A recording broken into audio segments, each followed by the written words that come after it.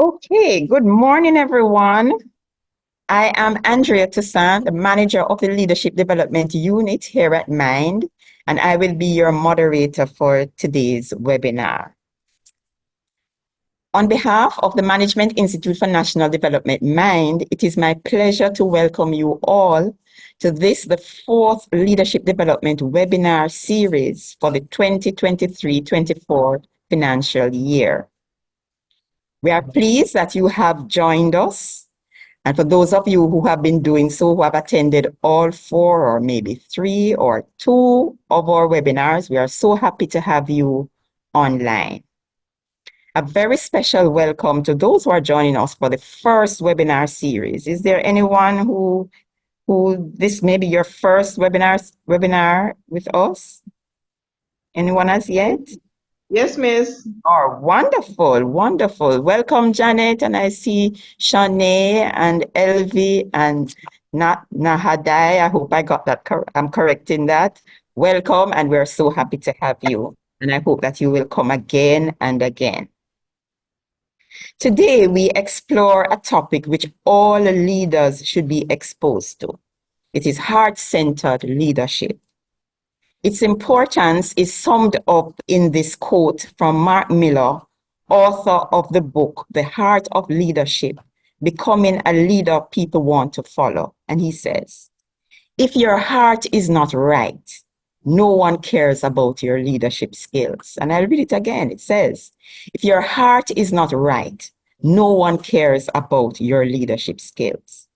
Today promises to be an engaging, thought-provoking, and inspiring session as together we learn how to become a better leader. Yes.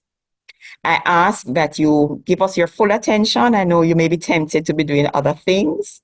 We ask that you keep your mics muted, that you share your comments in chat, and at the appropriate time, you will have the opportunity to ask questions. I now invite Mrs. Georgia Sinclair, who is the Senior Manager of Leadership Development here at Mind, to bring opening remarks.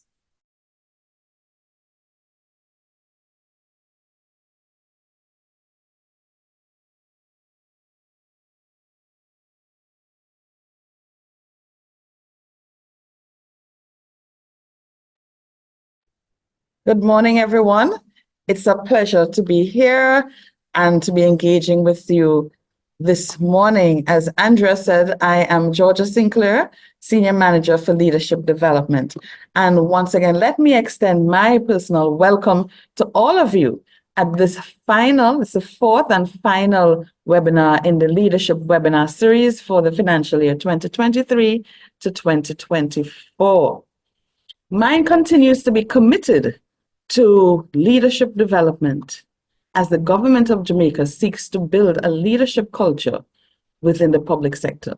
To this end, Mind provides public servants with quality leadership development options, and the Leadership Webinar Series is one such option that provides a platform for sharing and discussing trends and best practices, addressing challenges faced by public sector leaders in the ever-dynamic and changing environment in which we operate, and also providing strategies, techniques, and tools for leadership effectiveness.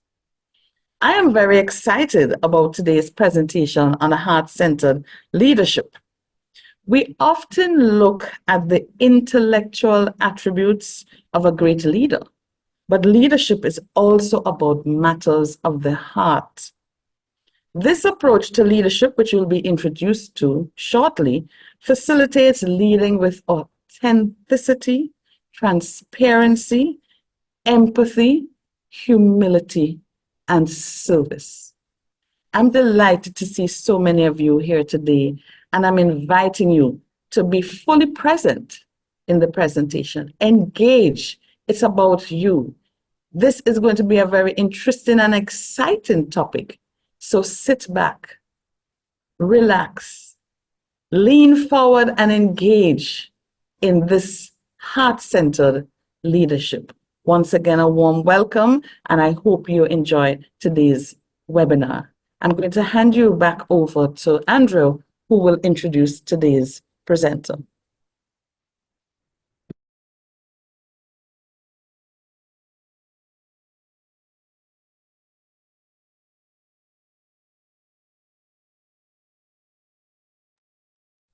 Okay, thank you so much, Georgia. So at this time, it is my pleasure to introduce our presenter. I refer to her as our leadership guru here at Mind. She is none other than Dr. Ruby Brown, our CEO of Mind, and I would say the mastermind behind much of what we do here at work. Since joining Mind in September 1997, Dr. Brown has served in several strategic leadership positions, including those of Director of Learning, Director of Human Resource Management and Communications, leading to her current role as CEO, a position she has held since 2005. The authority and influence of her office as CEO has led her to serve and advance the interests of the public sector and allied stakeholder groups locally, regionally, and internationally via membership on several local and regional boards, professional associations, and as a presenter of works of scholarship and professional practice at a dynamic range of conferences, workshops, and other special forums. Dr. Brown authored the book Professional Hurt, The Untold Stories, and has been writing and presenting on this phenomenon. Her management and leadership development have been honed by over 30 years of work with private and public sector organizations. Certified as a teacher and an associate of the Canadian Institute of Bankers, she holds a BSc in Management Studies and Psychology from the University of the West Indies, Mona.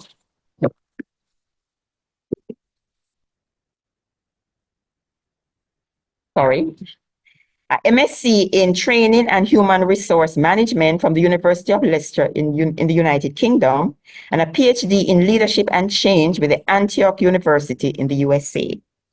Dr. Brown is committed to elevating and empowering the value of human resources and building the human resource capacity of the public sector in pursuit of effecting good governance for the development of Caribbean societies and nations.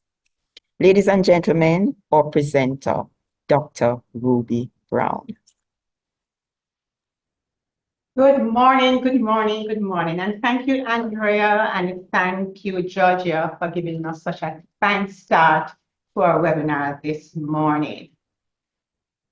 But colleagues, my fellow leaders across the public service, I'm going to ask you please just to buckle up. We're about to take flight. And we are going to New Zealand. And when we get to New Zealand, I'm going to introduce you to a very special person. So let's get there.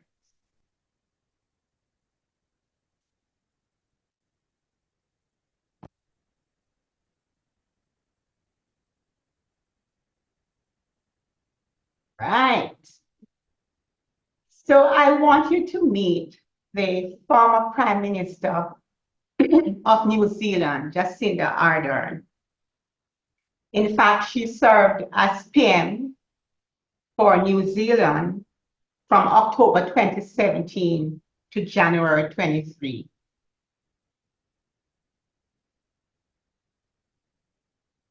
But having made that introduction, I want to take you a little back. I want to take you to the night of November 9th, 2021. The whole world was reeling from COVID-19 pandemic. And New Zealand wasn't spared, as I said, the whole world. And now I want to invite you to picture Prime Minister Ardern, all settled in, feeling nice and safe as she does her Facebook live stream. And notice I said live stream. On this night, she's given the nation, the New Zealanders, an update on the COVID-19 restrictions. And I'm going to ask you just to look in at what happened in the middle of her presentation.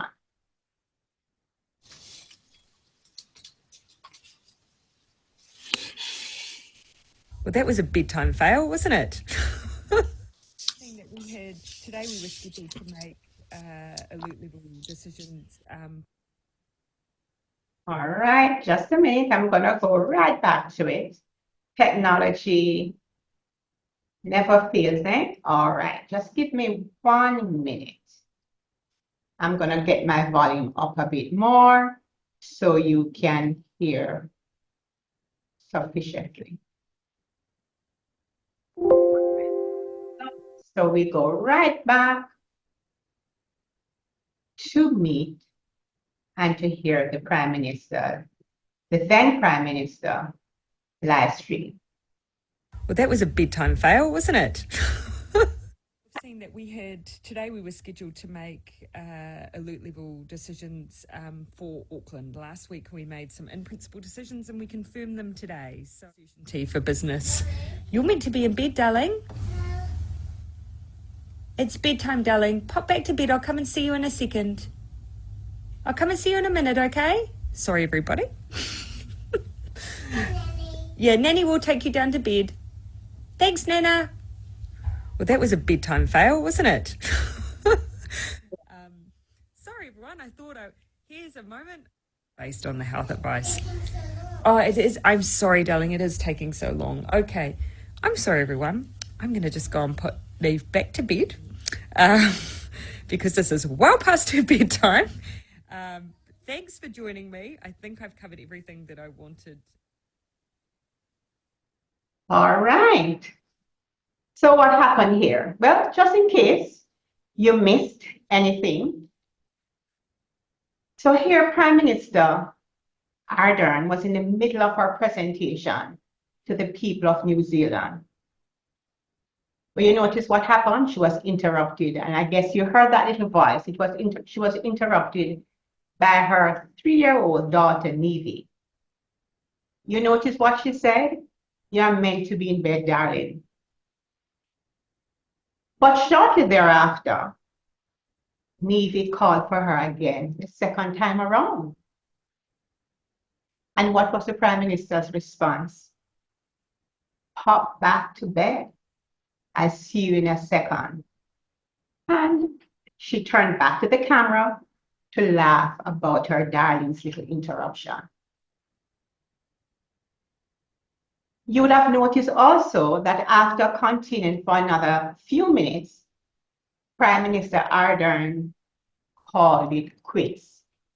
Yes, the Prime Minister ended her update to the nation, for little Nevy had reappeared once again at the door. And so apologizing to the nation, off the Prime Minister went to get her 3-year-old to bed. How would you describe the Prime Minister's handling of this unexpected situation? I'm going to invite you at this time just to drop a few thoughts, maybe a few words in the chat.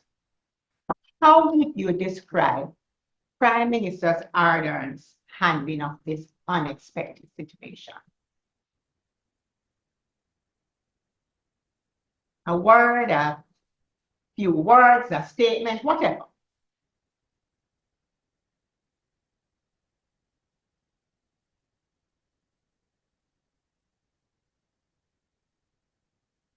Yes. Calm, humane, motherly, very good. Gentle. Ah, interesting. She handled it as she should. Caring. Beautiful.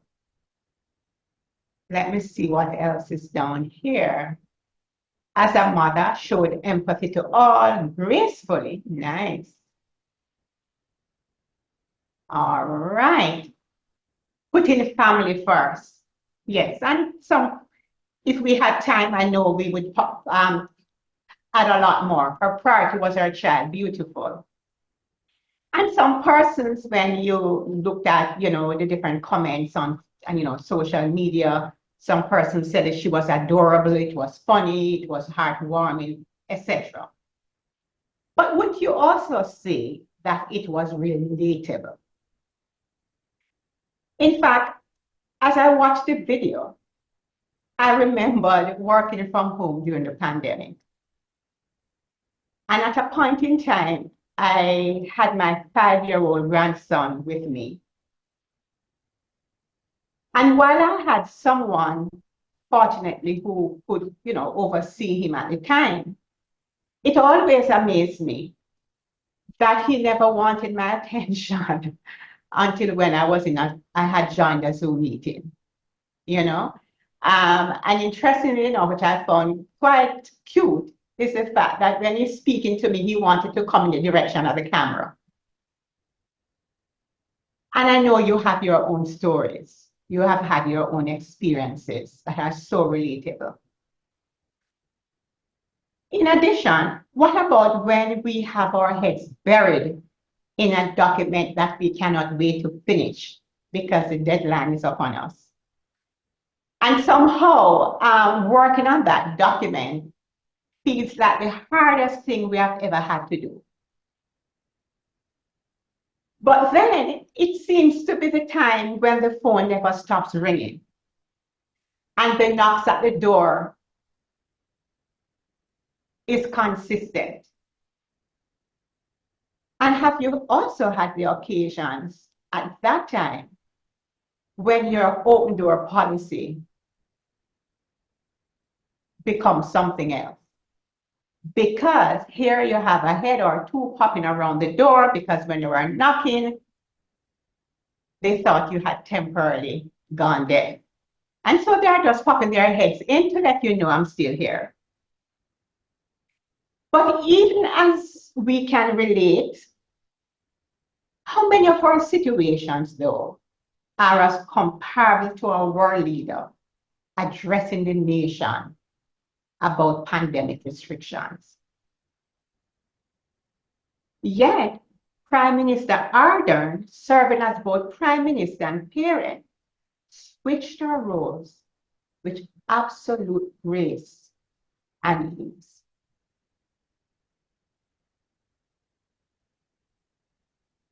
But how would you describe Prime Minister Ardern's leadership? What's her leadership style? Would you say it is exactly the type of leadership style we need in our organization, in our public service? And is this the leadership style we want to have permeate our leadership? And at this point in time, I'm going to ask for you just to quickly complete a poll. And the poll addresses those 3 questions. How would you describe Prime Minister Ardern's leadership? Would you say this is the type of leadership we need within our organizations? And is this the leader we want to be?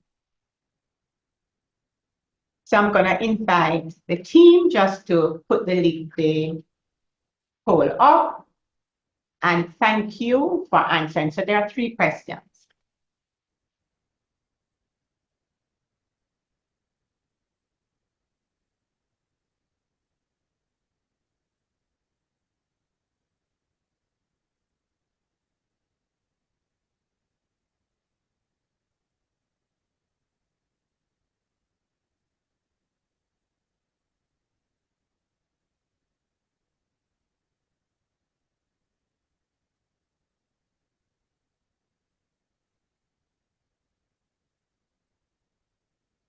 All right, I think we have the answer here. For the first question, heart-centered is a type of leadership that we're all agreeing describes Prime Minister Ardern's leadership. So we can end this poll and move to the next question, please.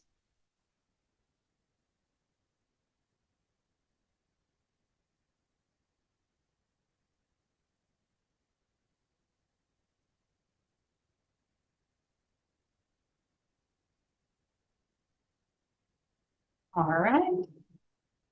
Would you say this is exactly the type of leadership we need? All right, good. All right.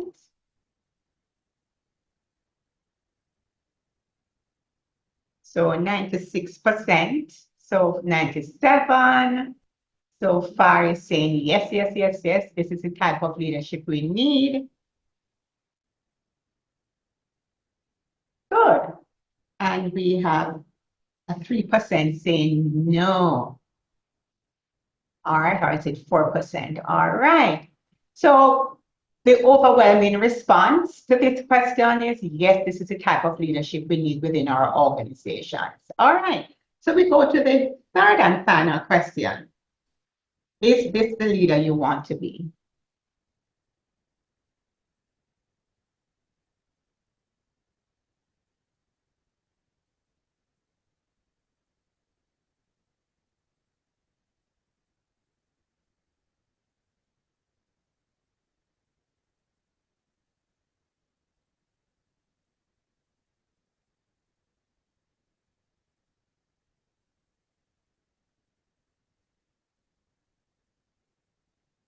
All right. And again, from the response that we are seeing here up on screen, the poll results, we are again leading towards yes, yes, yes, yes, by the majority. We have a number of persons who are undecided, and we have individuals who say no. And let's see where you land. The undecided and the no, let's see where you land at the end of our session this morning, at the end of this discussion. All right, so we got the yes, yes, yes. This is the kind of leadership we want, heart-centered leadership. Yes, this is the kind of leadership we'd want to have permeate our leadership practice. And without a doubt, the majority said heart-centered leadership was what was evidenced by Prime Minister Ardern. So why are we having this conversation and using Prime Minister Ardern's example? In fact, what can we learn from her? What can we learn from her about heart-centered leadership? Since we have all agreed that heart-centered leadership is what was evidenced for her here, what can we learn from her? And there are just elite level decision. two things that I want us to focus on for this session.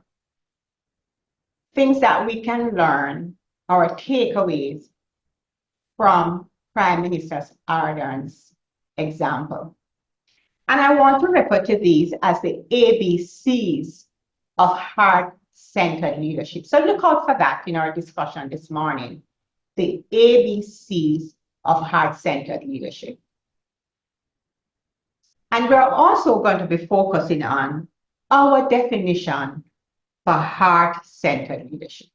So those are the two focus areas for us for this conversation this morning, the ABCs of heart-centered leadership and our definitions for heart-centered leadership. And we're going to use the experience, the example of Prime Minister Ardern to identify the ABCs of heart-centered leadership and to come up with our definitions. When I did a little research on heart-centered leadership, and if I know some of you on the platform very well, as I think I do, you'd have also done some research as well to get a feel of what is heart-centered leadership. It was quite evident for me, as I did my research, that it was a leadership practice that was evidenced by a number of behaviors, some of which are described here. In fact, I remember looking at an article that was titled 21 Unmistakable Traits of a Heart-Centered Leader. And what I have up here on screen is just some of the behaviors, the traits that were identified across numerous articles. And I thought I'd just share a few of these with you. But as you think about these, leading with wisdom, courage, and compassion, being authentic, transparent, humble, service-oriented, connected, empathy, also being evidence, etc. I have another question for you. What would be your top 4 heart-centered leadership qualities or behaviors? And at this point in time, again, I want to ask that we do another poll.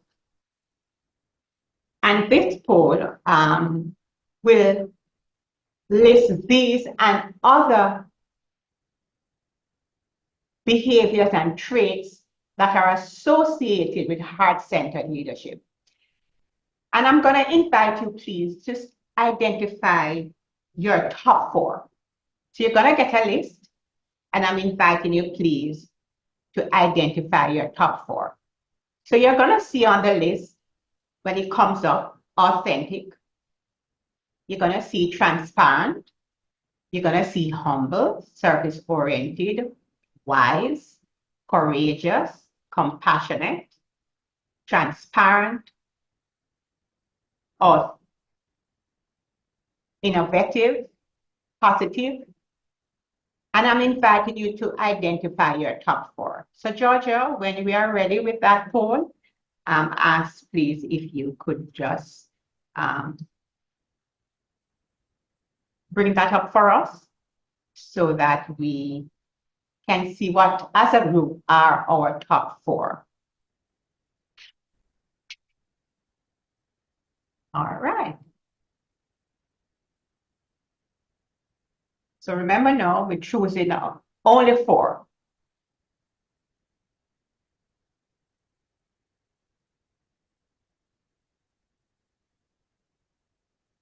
And the list I have there, so we have 12, of which I'm inviting you, please, just to identify your top 4, please.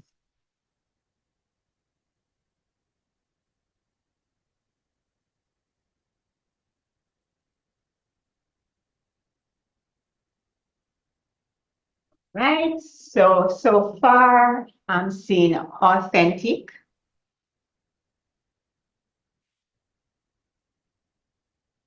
up there, big. I see compassionate, following closely behind.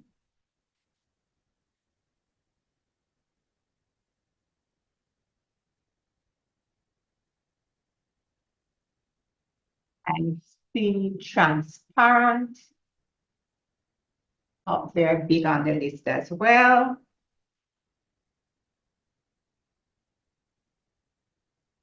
Service-oriented.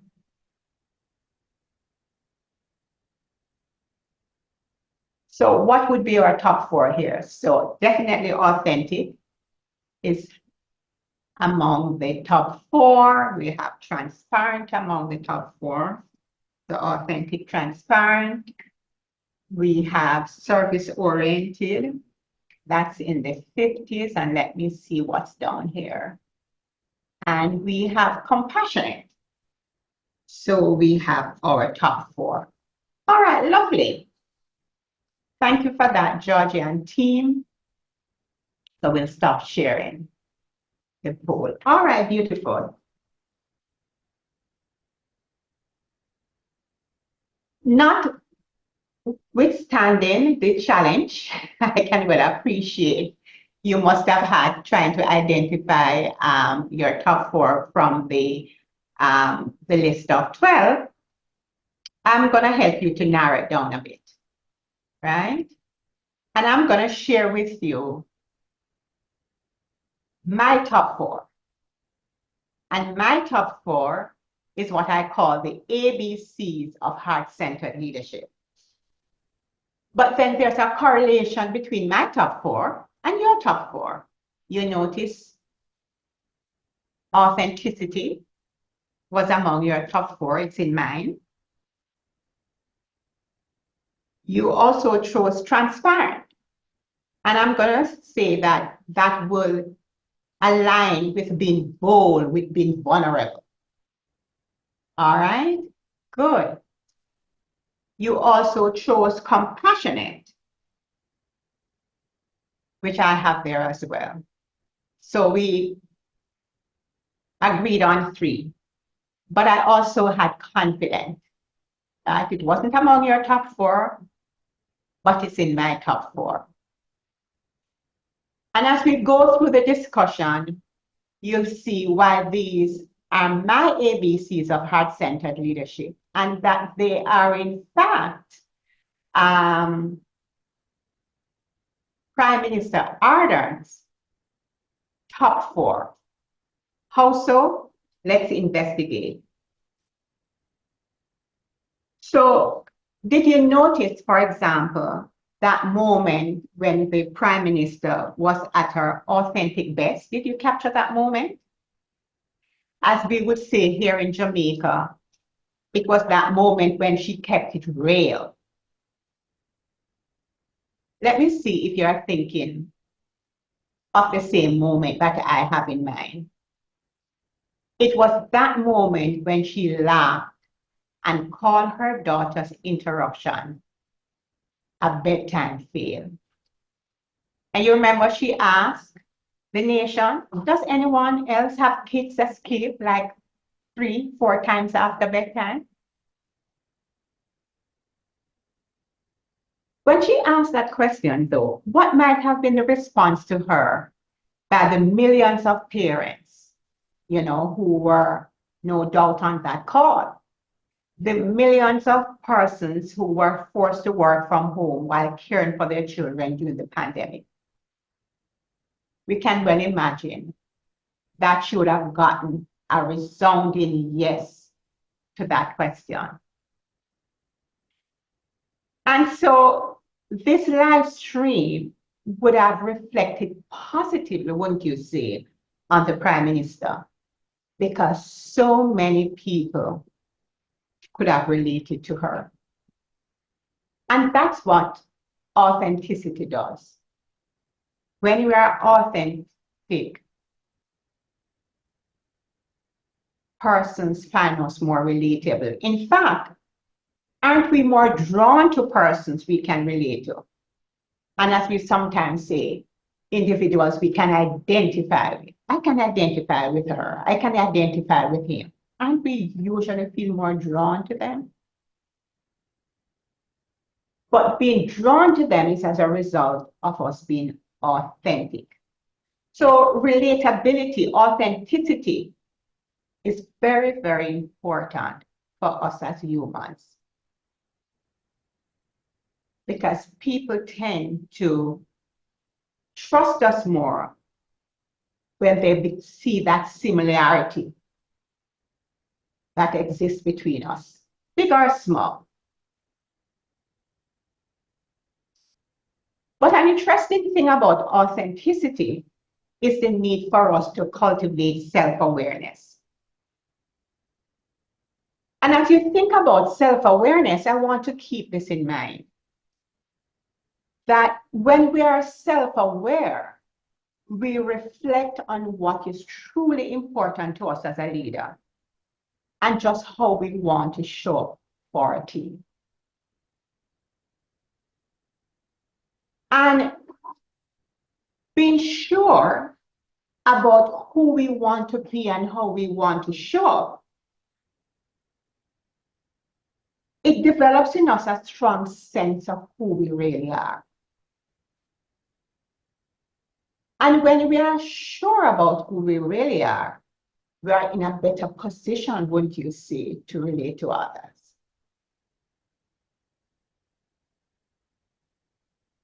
Think about it. How can we relate to others if we are not even sure about who we really are? So associated then with authenticity is the whole matter of self-awareness. So let us keep it real. Let us keep it authentic. But then we go to the B of heart-centered leadership. Vulnerability. And let me ask you just to reflect a little, because one of the beautiful things about leadership and leadership development in particular is that leadership development is really a reflective practice.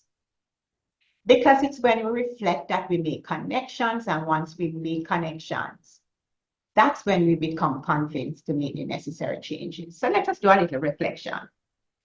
So reflect on when you were faced with a situation that you would say blindsided you.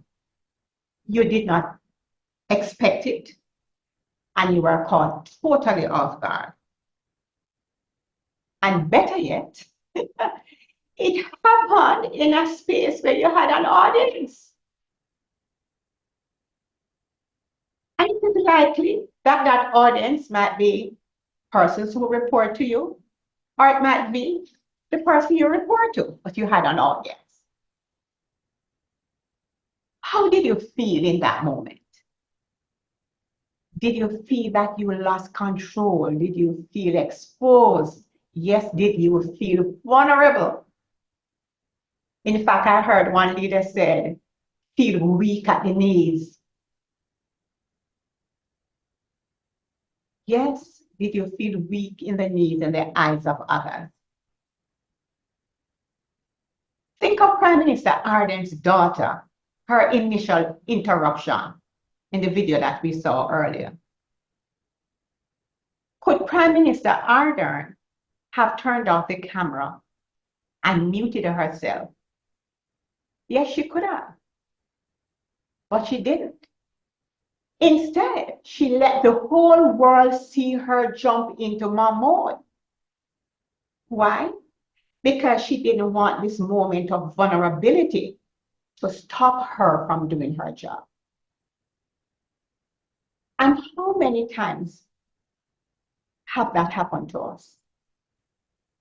Where that moment of vulnerability caused us to freeze. So she made herself vulnerable. But did that make her look weak? Did it? I'm pretty sure you are saying, no, it did not make her look weak. In fact, the comments that you gave at the outset when I asked, share some questions, share some words, or a statement to describe, what you make of the PM, in light of the video. Weak was never one of the words. The words were all positive. Yes, quite the opposite of making her look weak. It made her look stronger. The reality is, my colleagues, that being vulnerable can make us feel uncomfortable. And in truth and in fact, we tend to do everything we possibly can to avoid that feeling, even sometimes resulting in us causing our jobs to become harder. Yes, sometimes because we are so fearful of making ourselves vulnerable, we make our jobs harder as leaders. But I would want you please to remember this, that vulnerability generates trust. In vulnerability erodes trust. Remember too, that trust is co-created by each member being willing to be vulnerable. So we can't ask for our team members to be vulnerable if as leaders we are not prepared to be vulnerable either. Vulnerability generates trust, and trust is co-created by each member being willing to be vulnerable.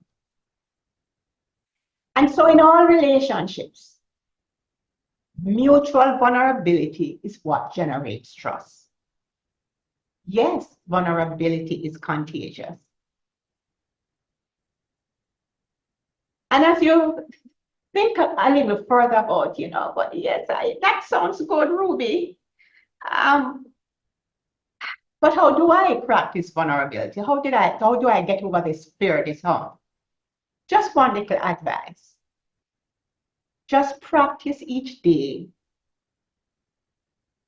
to push just a 10% more beyond your comfort zone to be vulnerable.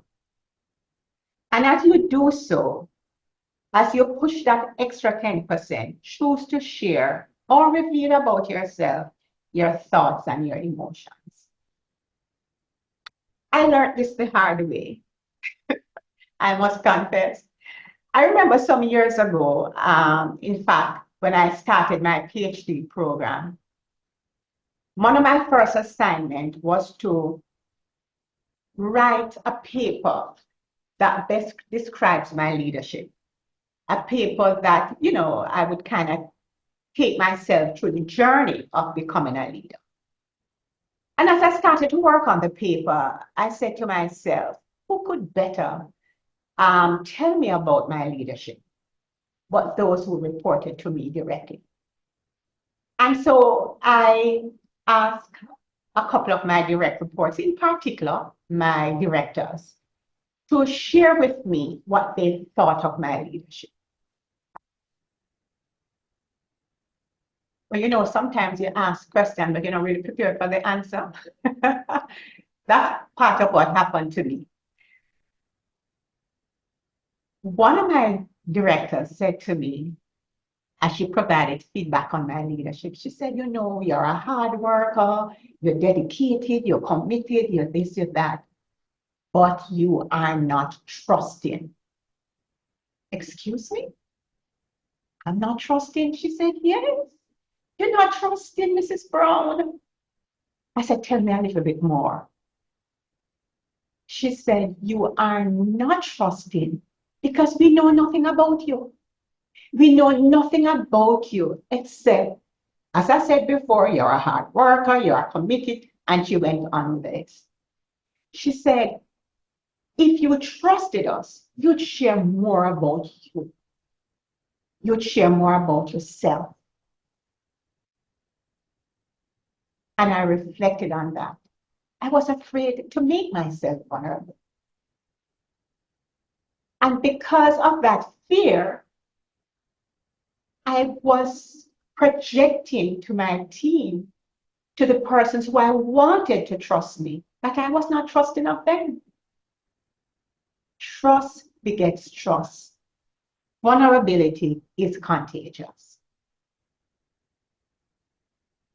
So if you're fearful of being vulnerable, remember this. Do not let the fear of vulnerability stand in your way of celebrating you. For vulnerability is courage. Vulnerability is humility. Vulnerability is celebration. And that's what I learned from that director's feedback. Because I went to work to understand vulnerability and its connection with trust. And I went to work working on being more vulnerable. And I kid you not, at that point in time, I would have scored myself high on being humble. But I learned in the process that my humility needed some work.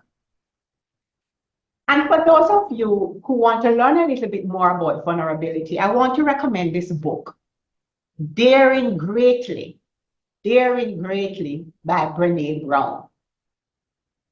In fact, you can look up podcasts. She has done a lot of TED Talks around vulnerability. You would say that she's the guru on the whole discussion around vulnerability. So again, do not let the fear of vulnerability stand in your way of celebrating you. For vulnerability is courage. Vulnerability is humility. Vulnerability is celebration.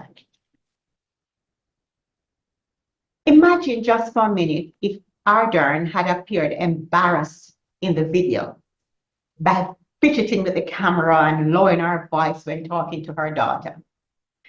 The type of response that would have likely changed, that type of response would have likely changed how the situation was perceived. Why?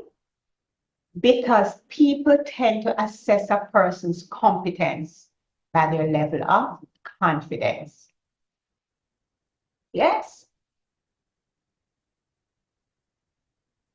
People tend to assess a person's competence by their level of confidence. She knew that.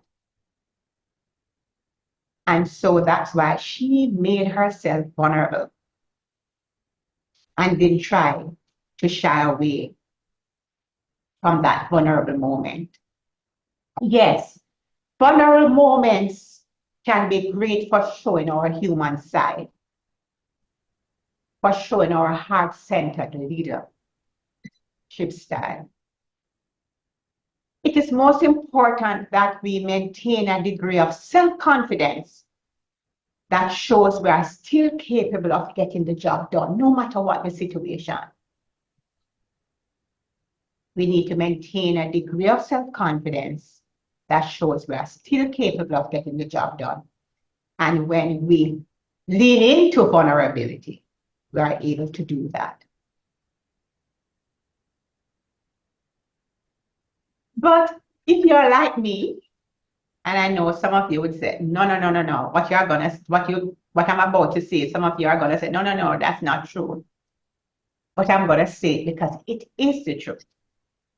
If, like me, self-confidence is something that you struggle with, yes, struggle with self-confidence. You think it was easy for me getting on this platform this morning? No, it wasn't. And those who work with me closely and around you will tell you. But it's a working process. Because as I said before, people tend to assess a person's competence by their level of confidence. So I have to work on my self-confidence. But as I said before, if it is something that you are struggling with, you can benefit from practicing what I'm going to call the SAGE perspective. But the SAGE perspective isn't anything that I came up with. The SAGE perspective is a result of a lot of research that has been done across different domains of psychology by a number of persons, but in particular, I'm making a reference to the work that has been done with positive intelligence. And here I have up the SAGE. Because the research shows that there's a region of our brain where we have positive emotions, peace and calm and clear-headed focus, creativity, and that's where the big picture is. And if we utilize that part of the brain, operating from the SAGE perspective, which I'm going to share with you shortly, it can build your self-confidence. Let me explain a little bit more.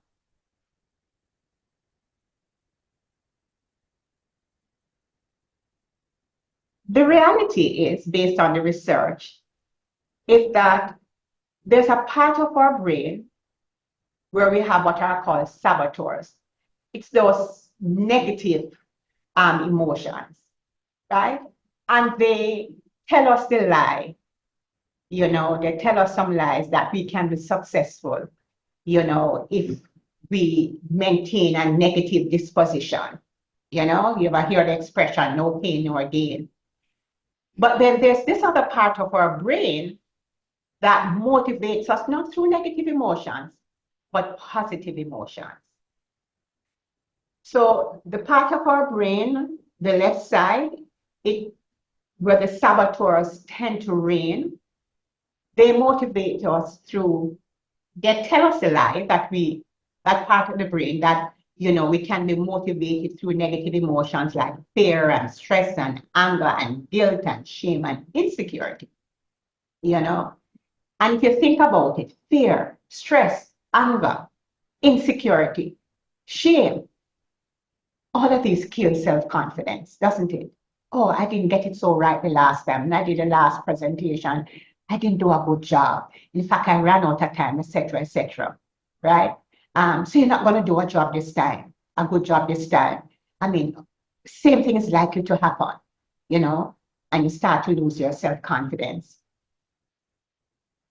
But the sage part of our brain, it motivates us through positive emotions, you know, empathy, curiosity, creativity, passion, and purpose.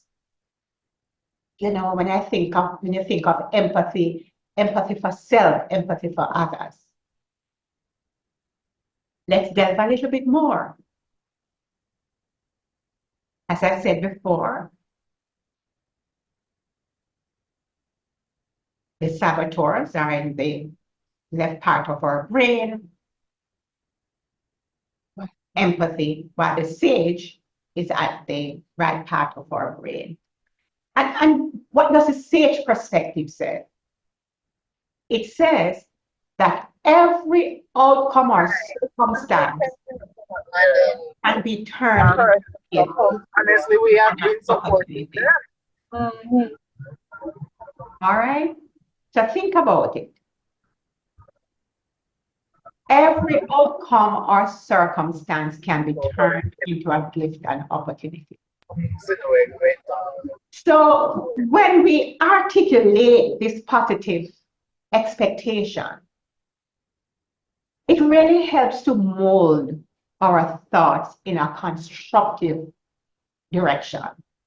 You see, quite the opposite from the saboteur that says, Ruby, you sure you can do this? Remember the last time you didn't get it so right? The sage says, no. It might not have gone the way you planned the last time. But how can you turn that situation into a gift and an opportunity? And so with this positive expectation, as I said before, we are able to mold our thoughts in a constructive direction, allowing us to better manage our emotions and build our self-confidence. So anytime you feel that you're losing your grip on your self-confidence, not arrogance, remember the sage perspective. Every outcome or circumstance can be turned into a gift and an opportunity. So in spite of this circumstance, or with this circumstance, what is the gift and the opportunity I can create?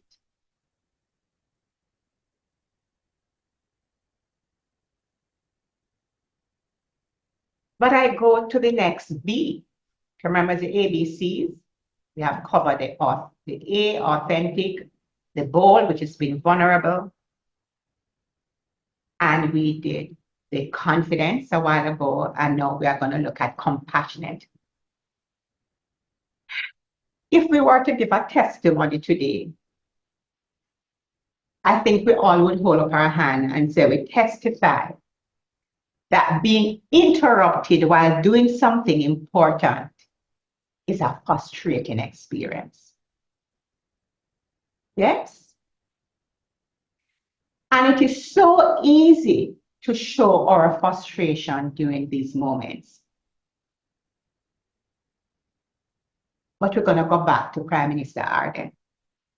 Because it is because of her compassionate response to her daughter why she was so impressive and earned not just our respect, but the respect of her nation. And so as leaders, showing compassion towards our team, especially when they make mistakes,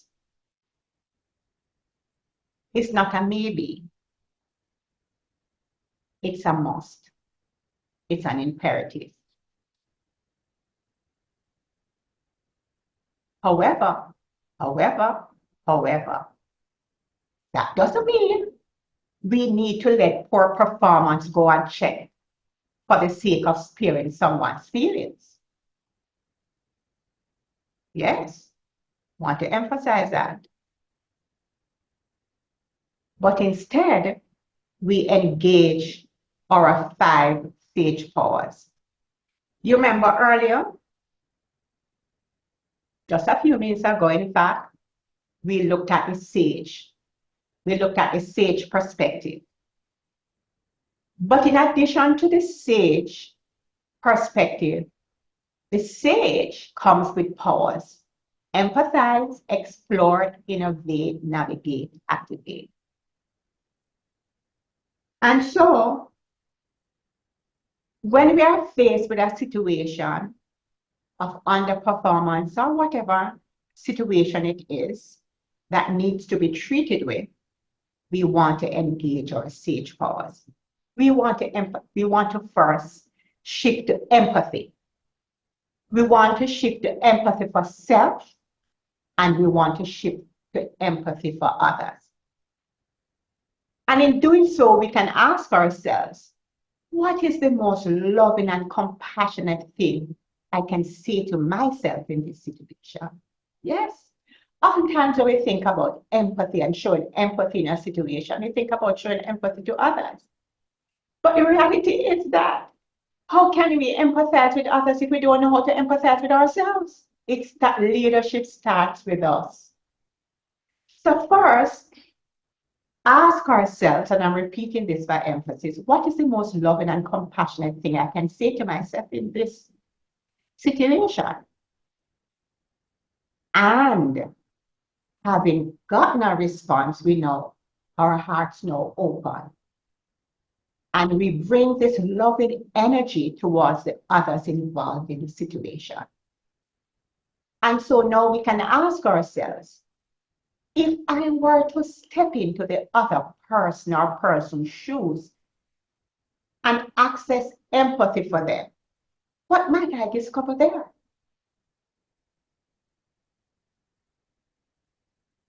And then we move to the next stage power, explore.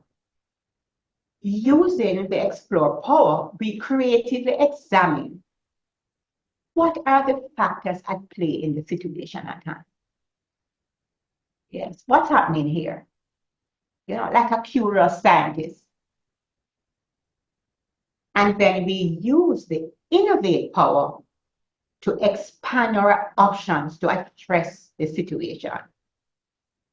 And so as we lean into the innovate power, we want to generate as many possible ideas as we can that could get us what we want in that situation. And as we use this power, the research shows that we want to operate from a space that says that any idea has at least 10% value, no matter how outrageous it might seem. In other words, we can always find something about it that we like. We then evaluate the ideas in the next stage with using the next sage power, which is navigate. So we then use the navigate power to determine the best path forward, that next step that we need to take. And then activate. That's about now taking action in a calm, clear-headed, laser-focused way so that we experience ease and flow. We are now able to ensure a smooth and successful path forward, a path that does not trample on the dignity of others, but instead hold them accountable. That's wise, compassionate leadership using our sage powers. So we have said a lot.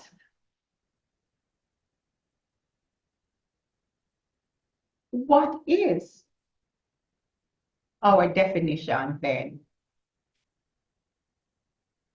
for heart-centered leadership? But before I get to that, I'm thinking that you might be thinking, Ruby, you say all of those things about the sage, etc., and how it in utilizing the sage powers, how it can cause us to be wise, compassionate leaders. But then you told us too that we have these negative emotions, our saboteurs. So is it really possible to just shift from saboteur to sage response, even in tough challenges, underperformance, for example? I have the answer there for you. But the partial answer, yes, but the speed and depth of the shift depends on mental muscle strength. But your question might be next, mental muscle strength, what is that and how do I build it? Well, I want to tell you about that, but not in today's session. So when you register for our leadership development conference come July, look out for this session. You're either going to have it in the pre-conference or the post-conference. So look out for it. There you get an opportunity to work with, to practice how we can build mental muscles, how we can hijack our saboteurs instead of having them hijack us.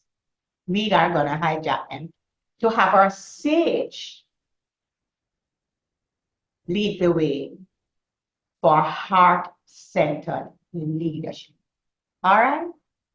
So remember that now. If you want to know more about how to develop the mental muscles to facilitate and fully engage in your sage, we have a session for you at the Leadership Development Conference.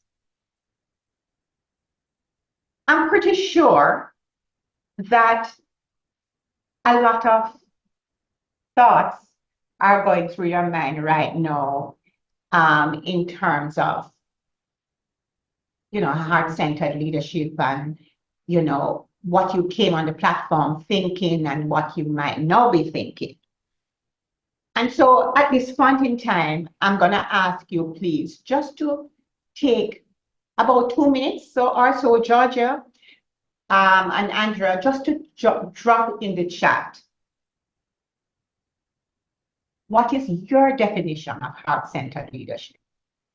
So from what we have considered thus far, when you align that against what you came in to the conversation with this morning, what are you now feeling and thinking that heart-centered leadership is? How would you define? What would be your definition?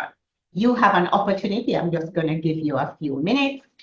And Georgia, when the 2 minutes is up, you can let me know.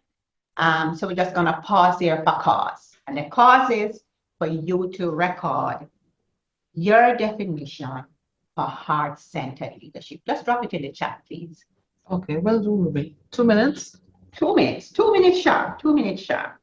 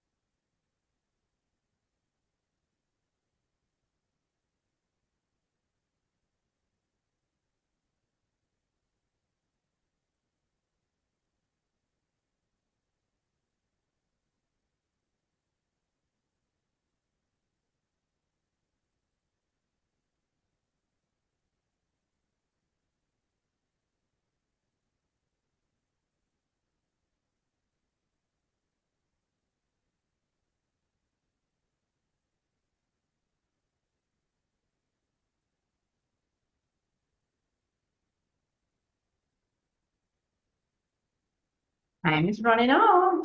Drop in your definition. What is your definition for heart-centered leadership?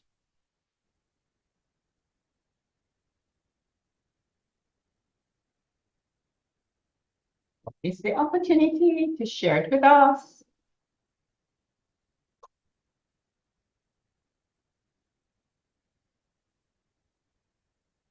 Remember, vulnerability is courage.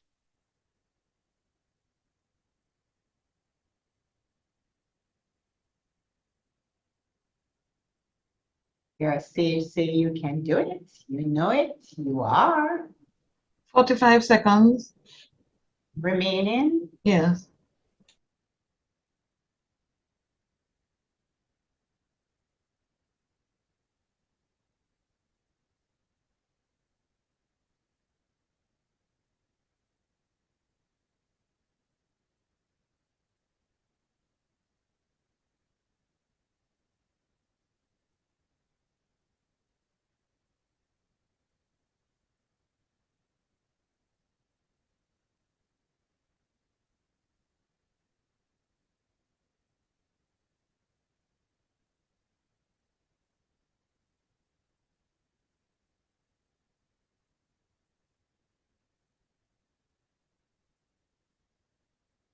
Are we there yet?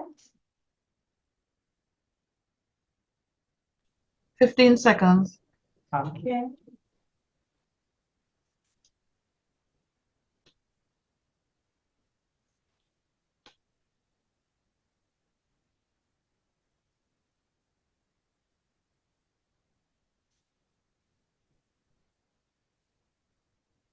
Okay, 2 minutes is up.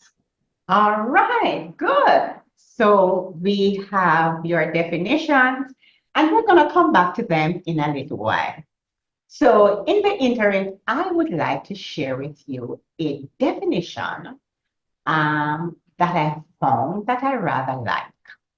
It says, heart-centered leadership lies in your ability to stop, go inward, and reflect on the course of action you know is the right one, rather than succumbing to external pressures and circumstances. The only thing I would kind of shift with this a little bit is to say it this way. Heart-centered leadership lies in your ability to stop, go inward, and reflect on the course of action you know is the right one, rather than succumbing to internal and external pressures and circumstances. And I added the internal because I'm aware of this saboteurs, those negative feelings that sometimes could stand in your way. For example, the judge. The judge judges us, it judges others, it ascribes motives to others, and it judges circumstances, right? So heart-centered leadership would mean that we have to reflect not just on the external pressures and circumstances, but also on what is happening internally. How our saboteurs are showing up. So as I said, I like this definition, but here is my definition. Just simple this, leading with my sage. Leading with my sage, right? So as a colleague of mine would say, I know I'm a heart-centered leader when I'm in my sage, And sometimes when, I would do something to say, you're being sagey today. Yes. So heart-centered leadership for me is leading with my sage, embracing all of the powers of the sage, including the sage perspective, that every situation can be turned into a gift and can be turned into an opportunity. But why is the conversation around heart-centered leadership? Why is it important?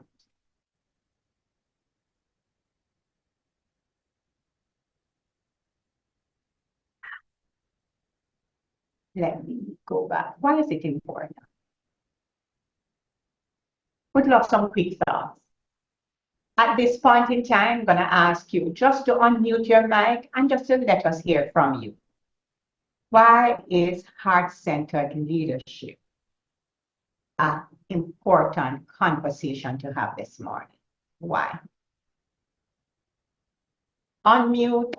Let me hear your voices, please.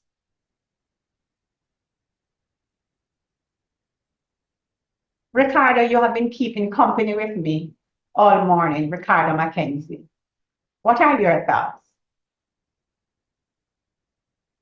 I'm putting you on the spot, but I know we talk about vulnerability.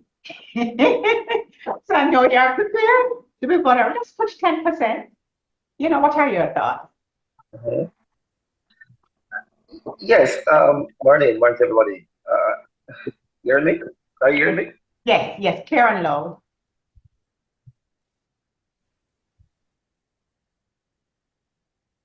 Not hearing you now. Are you hearing me okay? Yes, hearing you now. Hello? What? Yes, yes, go ahead, Ricardo, please. Hear me now? Yes, yes.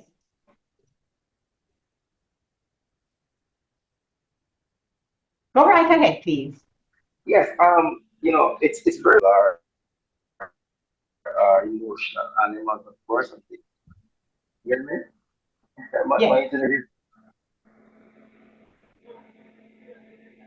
I lost you a little. what you want me to type instead?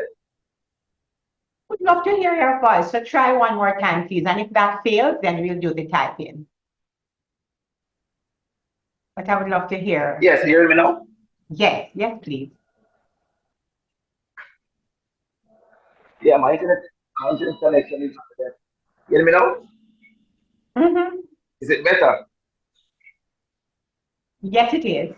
Yes, so I was saying that, of course, yes, I was saying that, art-centered leadership is very, very vital for organization these days, as research suggests that when employees are engaged, I mean, we get, better productivity out of them. And in order for us to get them engaged, of course, we have to become connected with their employees. So it's very important for us to know, what drives them, what issues which, that are most important to them. In fact, yesterday,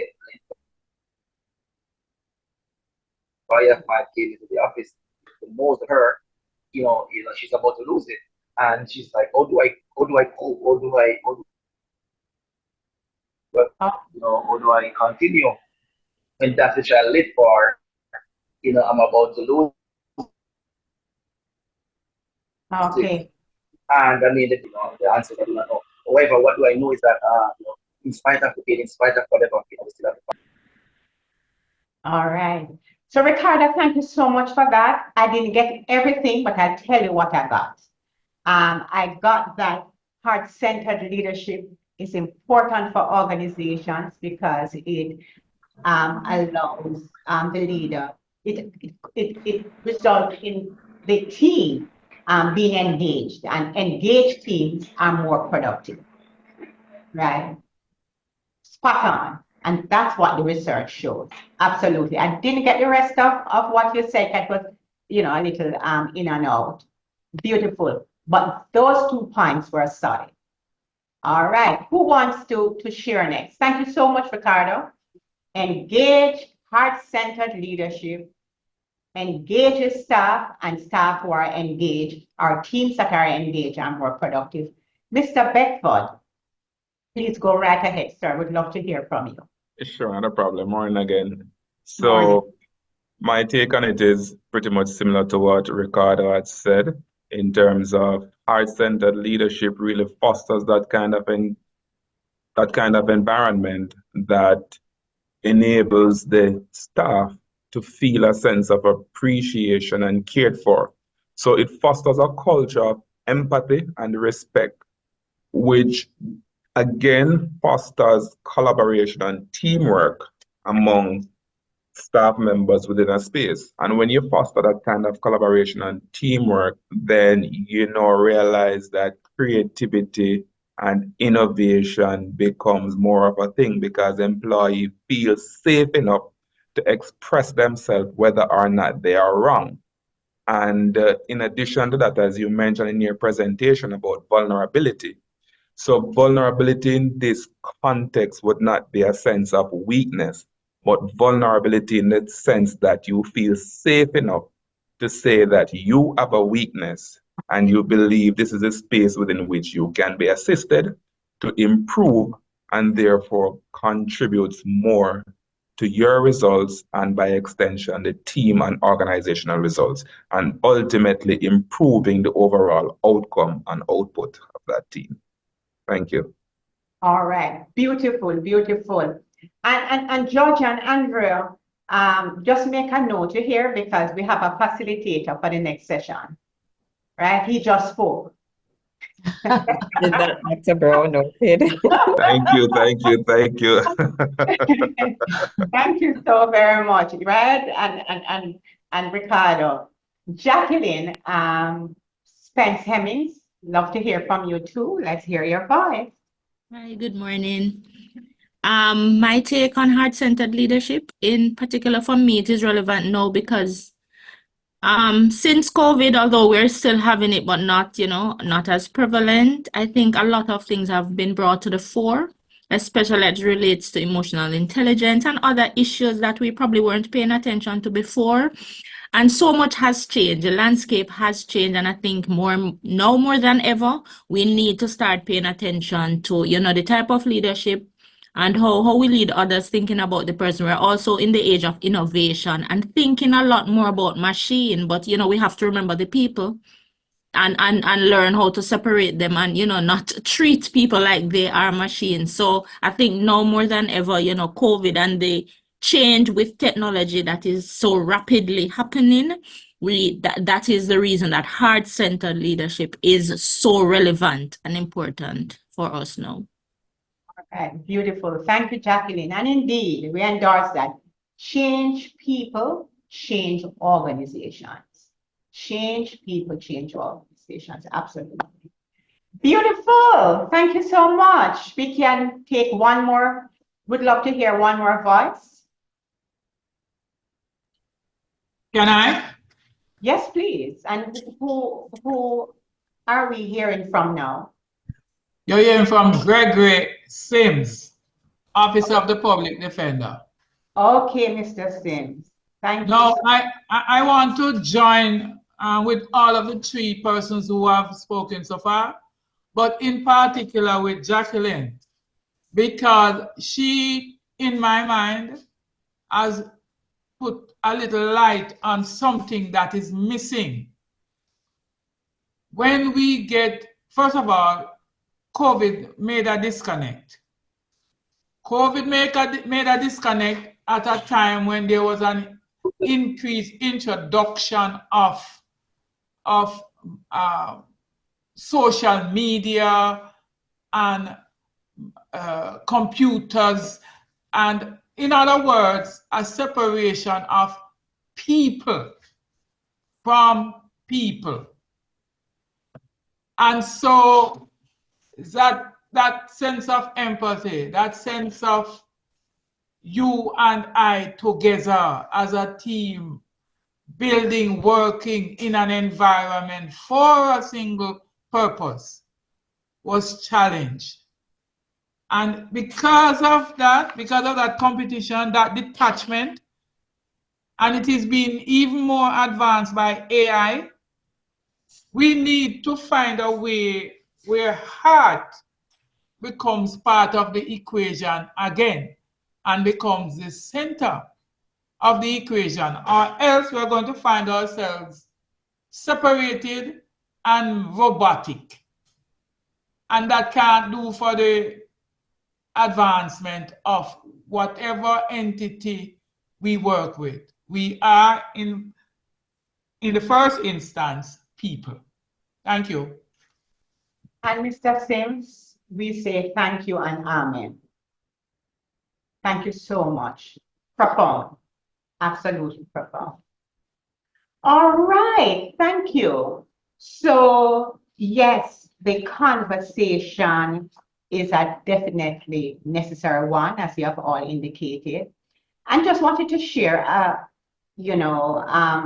a few other thoughts around that, and also to emphasize some of the points that were just made. So just as we heard, heart-centered leadership contributes to employee engagement and retention. That's what the research shows. It enhances performance and productivity, and we've heard that from the comments that were made. It improves well-being and mental health. It builds trust and loyalty, innovation, and creativity. In fact, just to give you a little statistics, there is this study that was done by Gallup with organizations that had high levels of employee engagement. And I think it's a point that Ricardo made first. Ricardo, the research shows that that organizations with high levels of employee engagement experience 21% higher profitability. Yes, so you're absolutely bang on. Here's another piece of research. This is a piece of research done by the Society for Human Resource Management, SHRM.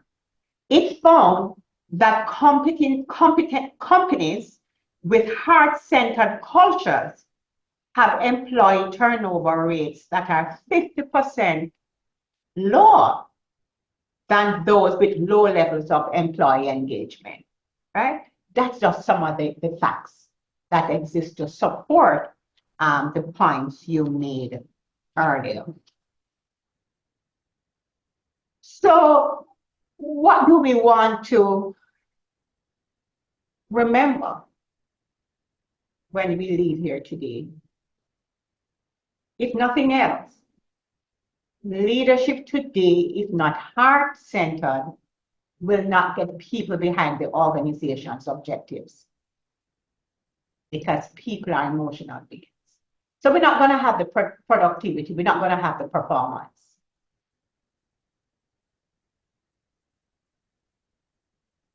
Another reminder is the impact of heart-centered leadership. Peak performance, peace of mind, wellness, healthy relationships.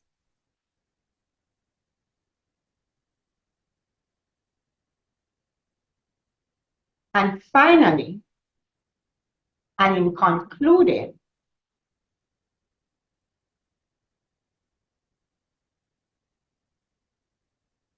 even though I'm going to go back a little to something that we did before, but just wanted to leave this up on screen, that heart-centered leadership is not only beneficial for individual well-being, but also crucial for organizational success, driving higher employee engagement, performance, and innovation. So if you remember nothing else, would love for you to remember this. And there's something else, a little piece I want to add to that.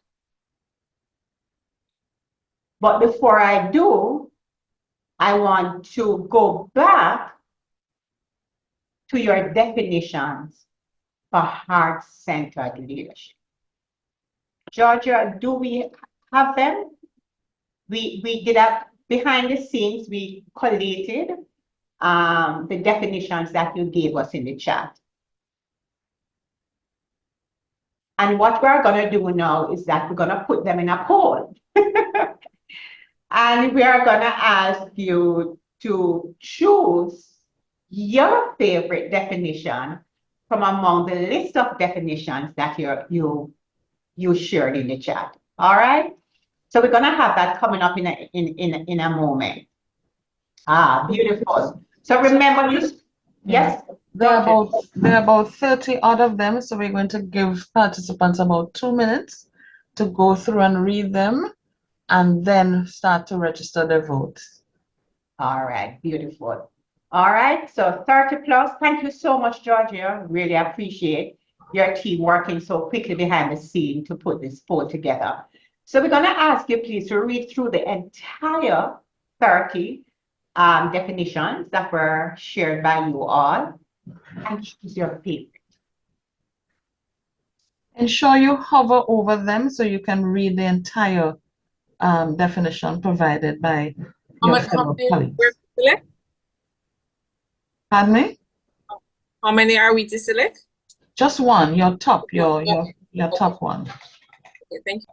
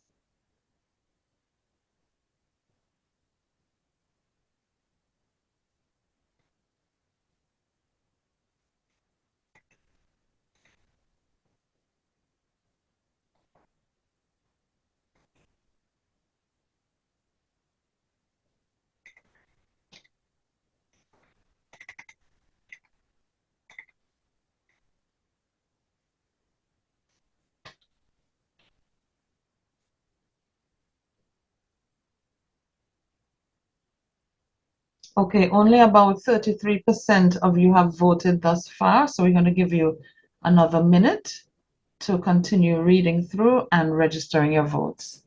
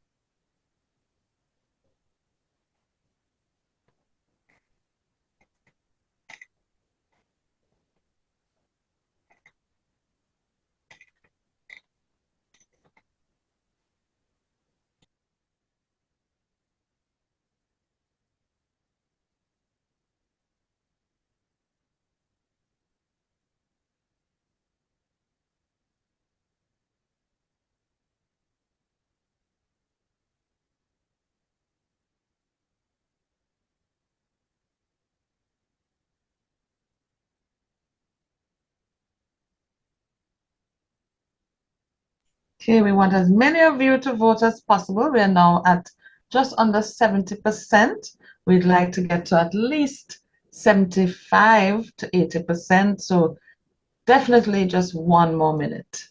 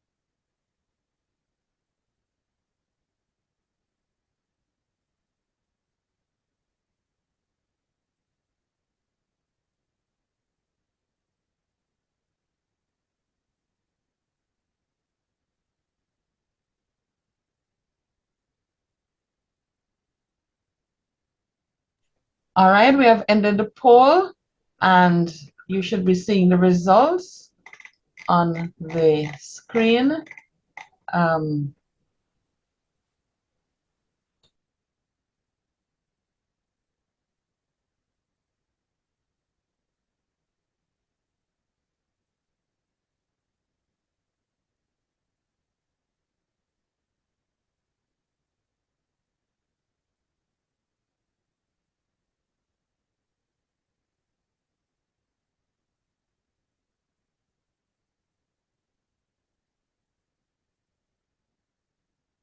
All right.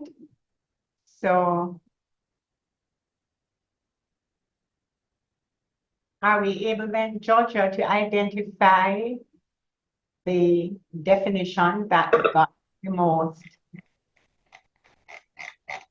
Yes, Ruby. I can read for the top one with 18% of the votes. Yes. That definition was heart-centered leadership is a leadership style which involves compassion, vulnerability. Sorry, Georgia, just a minute. Would you like me to stop sharing so you can share it? Let me stop share. Okay. All right, so you could go ahead and share all of it. Is everybody seeing it on screen now? Yes. Yes, I'm seeing it. Okay, Yes. okay, Yes, good. Christine. So the top number of votes, 18% of the votes.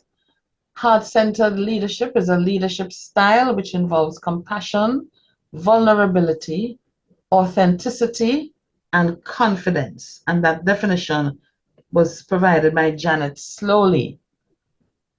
We had a tie with 11%. Those definitions, this is a leader who demonstrates transparency, compassion, and willing to be vulnerable to gain the trust of others. And the other 11%, leadership that is authentic, bold, and confident, yet vulnerable and compassionate to not only those being led, but consideration for self. And those two, that was a tie for second, Dorrit McBean and Shalene Pringle. And our third place, that definition, heart-centered leadership is leadership grounded in authenticity, empathy, compassion, and genuine concern for the well-being of others. That polled 9% of the vote. And that participant is Tracy Ann, is it Robinson Jones? Let me just, let me just get that name correct. Yes, Tracy Ann Robinson Jones. All right, beautiful. So I want to use, thank you so much, Georgia, and your team for pulling this together so very quickly for us. But I have to give the bigger thanks to all our leaders on the platform who made the effort to share their definitions. Thank you so very much. So Ruby, just to let you know, about 35 persons shared their definition. Beautiful, beautiful. And I know the others who didn't share had so much to share that time ran out. And would have benefited nonetheless from, thinking about a possible definition. All right, beautiful. So thank you very much, and especially for those 31 persons who shared that definition. All right, a special thanks, an extra special thanks to all 4 leaders who were just named. I didn't get a chance to record all the names quickly, starting first with Janet Slowly. And but I know the team has your name and your contact information. Extra special thanks to you. And one of the things about leadership and heart-centered leadership is that we not just speak gratitude, but we demonstrate gratitude. And we're very grateful that you were so engaged and to take the time again, as I said before, to record your definition. So say what? The person who got the most votes for her definition, I think it was Janet Slowly. Janet, you will be written to and advised that you're going to get a free place at our Leadership Development Conference in July. And for the other ladies, both persons who got the second place and the other colleague who got the third place, you will have a choice to attend either the pre or post conference at no charge as a gift from the agency. All right, so we are gifting all 4 of you. First gift to all 2 days of the conference at no charge, and for the other leaders, you are given at no cost, at no charge to you, a free space on either the pre or the post conference sessions. The choice is entirely up to you in terms of which one you want to attend. But our business development and communications team will be in touch with you to provide further details and to give you an opportunity to make your selection. All right? So Ruby, let me read those names again. Yes, So that please. first place prize went to Janet Slowly, who will be awarded the 2 days at no cost to our conference, which will be held from July 9 to 12 at the Jamaica Pegasus. And Dorrit McBean, Shalene Pringle, our tied second place winners, and Tracy Ann Robinson Jones, you would have the option to select either attending at no cost our pre or post conference workshop. The pre-conference will be held on July 9th and the post-conference will be held on July 12th. All right, beautiful. Thank you so much, Georgia, and thank you so much, ladies, for your invaluable contribution to our discussion, our definitions for heart-centered leadership. I'm going to share my screen one last time. And I'm taking you back, please, to this slide. As I said before, if you remember nothing from this discussion, I would love for you to remember that heart-centered leadership is not only beneficial for individual well-being, but also crucial for organizational success, driving higher employee engagement, performance, and innovation. And so, colleagues, let's prioritize the ABCs of heart-centered leadership. And let me remind you, being authentic, bold, yes, vulnerable, confident, and compassionate. Because when we do, we all will become leaders who can create, contribute to workplaces where we thrive as leaders. And those who we have the awesome responsibility to lead, the awesome privilege to lead, also thrive and contribute to long-term success. And that's what we want. We want to thrive. We want to be happy. We want to have good health. We want to be productive.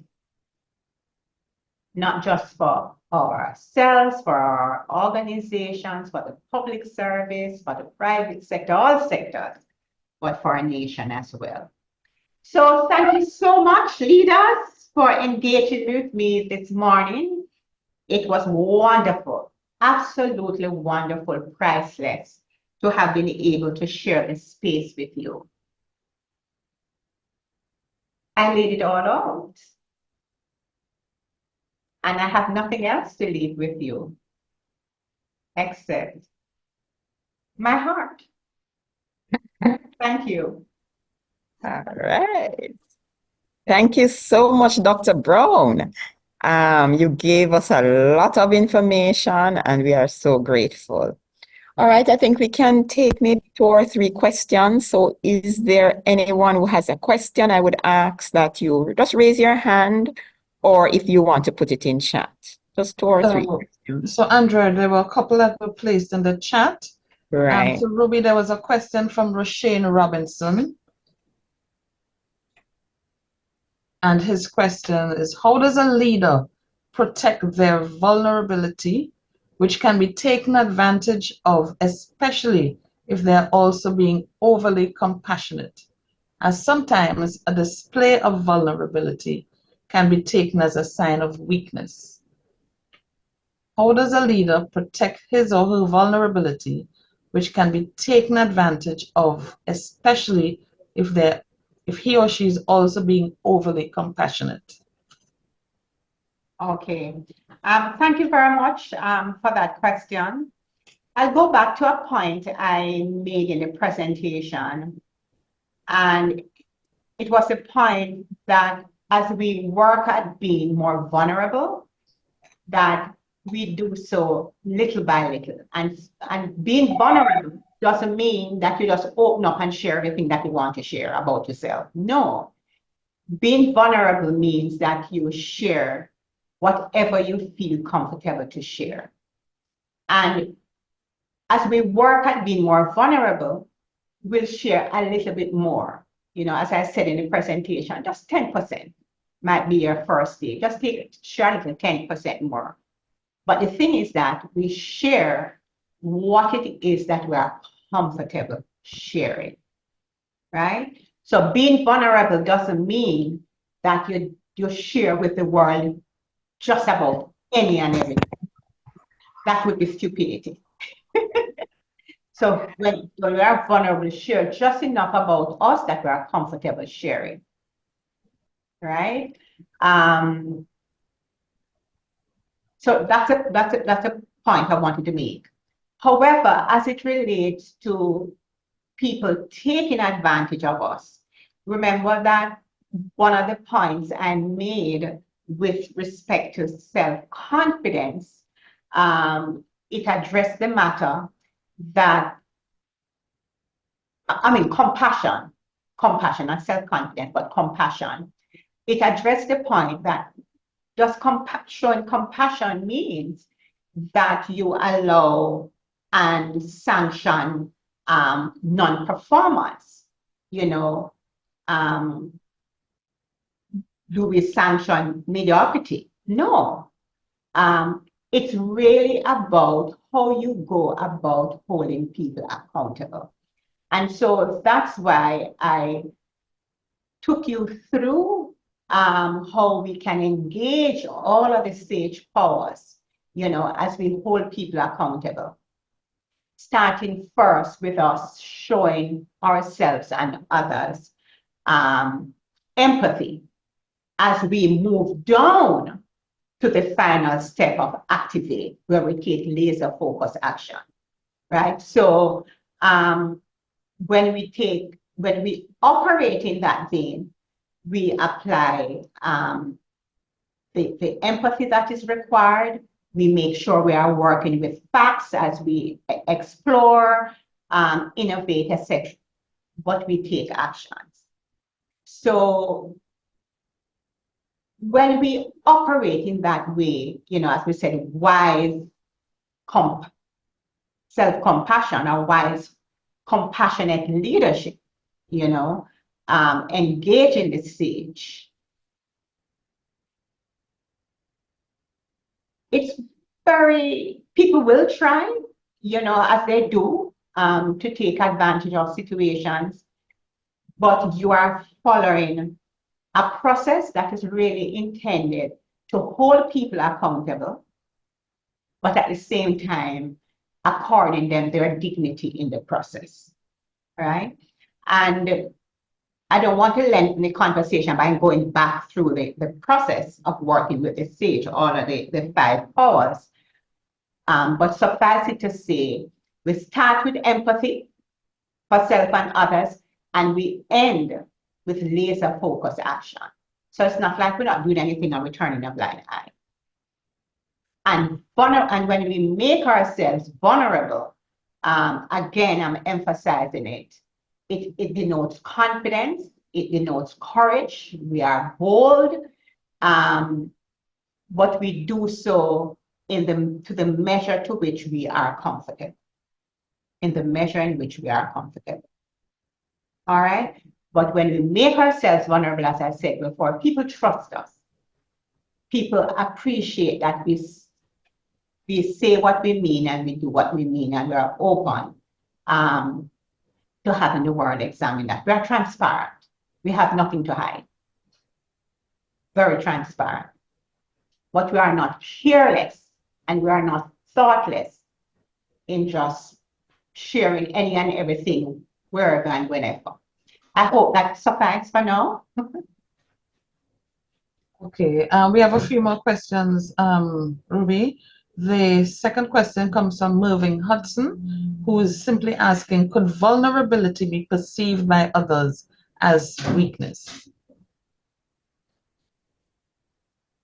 So let's go back to Prime Minister Ardern's example. So we know that she made herself vulnerable by not closing her camera or muting her mic. But had the nation see her move into mom mode, was that weak? As we discussed, it showed strength. They said we have the opportunity to do it. That's not how. Is that a comment or is that not a conversation? No, I think somebody had their mic open inadvertently. Okay. And remember too that vulnerability is humility. I'll give you an example. I hope this helps. I remember when I started in this role as CEO of MED, and I remember I had a meeting in my office, and in the early days being in this role, and you're still trying to find a way. And a question was asked of me in the meeting, and I said, I don't know. Let's see how we can figure this out. I'll do a little research, you do a little research, and we'll figure it out. After I ended the meeting and everybody left, a member of the team stayed back. And she said to me after everyone, had left the room, she said, I know you're new in this thing, but you can't tell people say you don't know. And I had to explain that I didn't know. And so I would choose to be honest. I would choose to be humble. So yes, I made myself vulnerable by telling the entire team that I didn't know.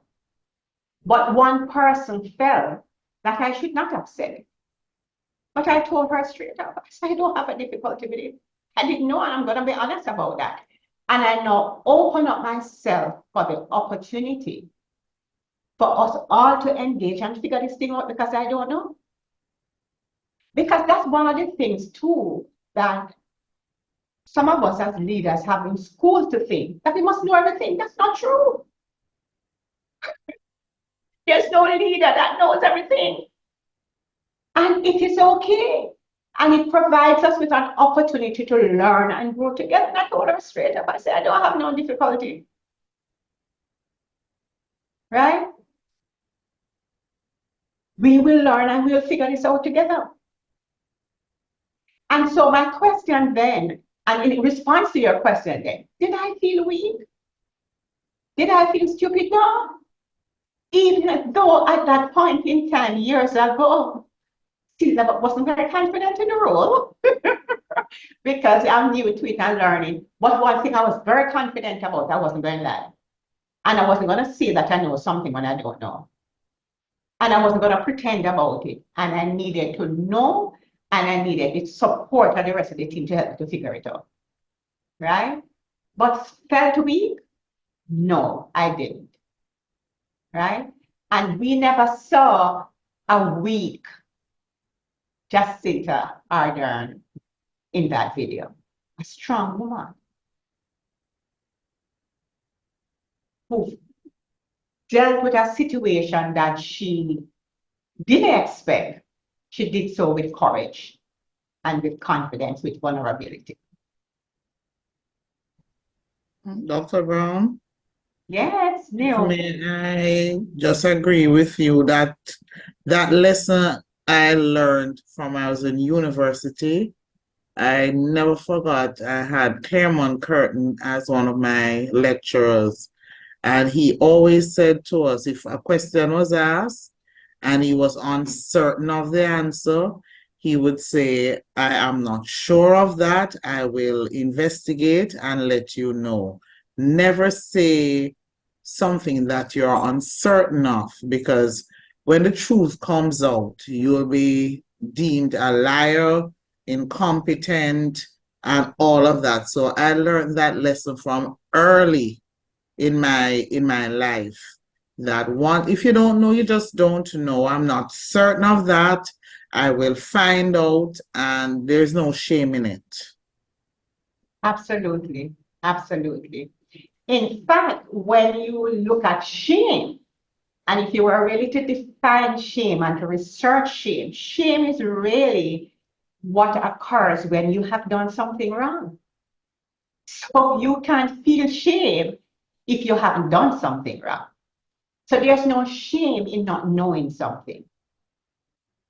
The shame comes is when you know something and you do it differently, you do the wrong thing. That's where shame comes. And unfortunately, if we are not careful, we're not shameful when we do the wrong thing and be willing and ready to apologize. That's where shame comes. So thank you very much, Naomi, for reminding me that. There's no shame as a leader in not knowing. It gives us an opportunity now to educate ourselves. Gives us an opportunity to get into the know.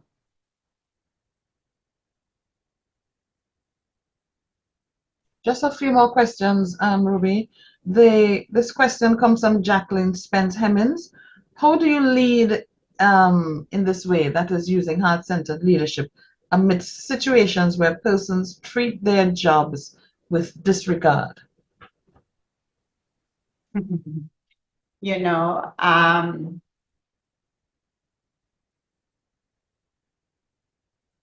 That's you hear me talking on this one because it's such an interesting and real question.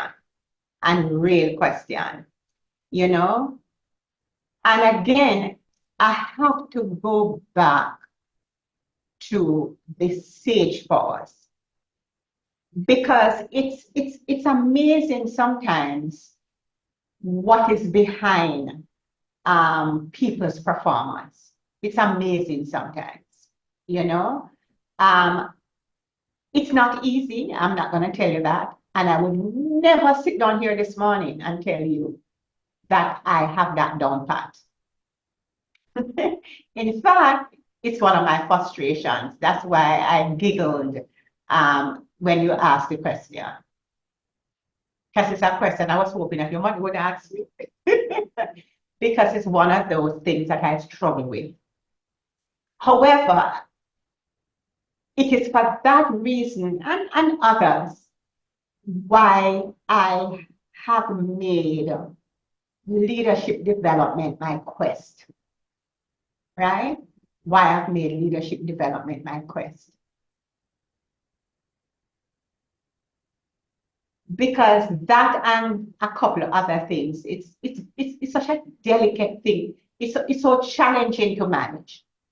But again, as I develop my leadership capability, and in particular, as I practice the positive intelligence, I utilize the positive intelligence operating system, and in particular, the SAGE powers, I'm able to manage that differently.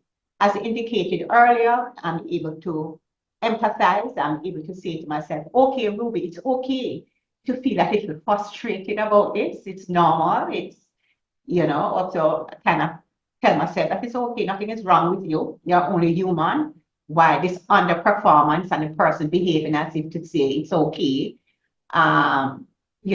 makes you feel a little aggrieved, but you cannot stay in this space, and just to kind of take myself through all the various steps until I reach the place of activate, where I take laser focus action.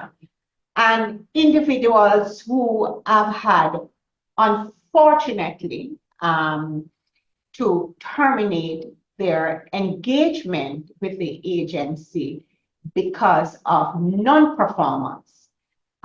They will tell you, and members of my team who have had to sit into those conversations with me when those persons are leaving, that I don't take away their dignity when I bring closure to that engagement because of non-performance.